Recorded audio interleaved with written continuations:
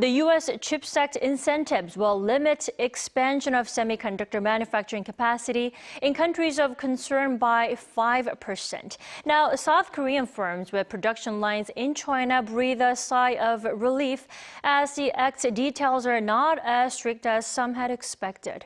Our Kim Do-yeon reports.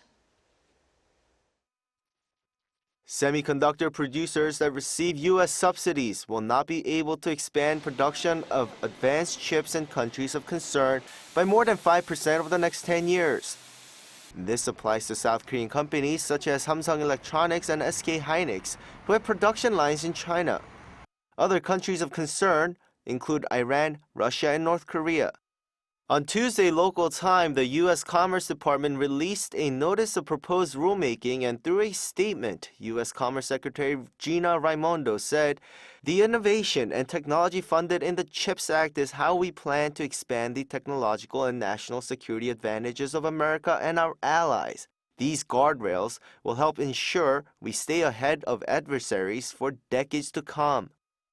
The Commerce Department says the limits on expansion is, quote, meant to allow for funding recipients that have existing facilities in a foreign country of concern to continue to operate and maintain their competitiveness by allowing for technological upgrades as long as the cap is met.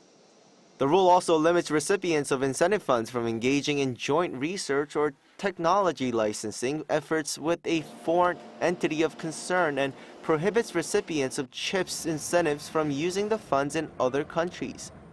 The proposed regulations allow the U.S. government to claw back the entire funding awarded to any recipient that breaks the Act's rules.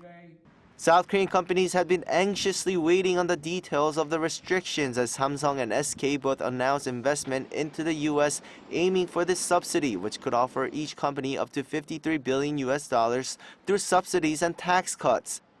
However, the announcement was not as strict as expected, and Samsung and SK will be able to receive the subsidy while continuing production in China.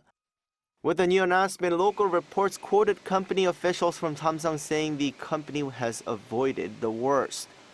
Currently, Samsung produces some 40% of its NAND flash chips, and SKhainicks manufacturing about half of its global DRAM chips in China. Kim Do-yeon, Arirang News.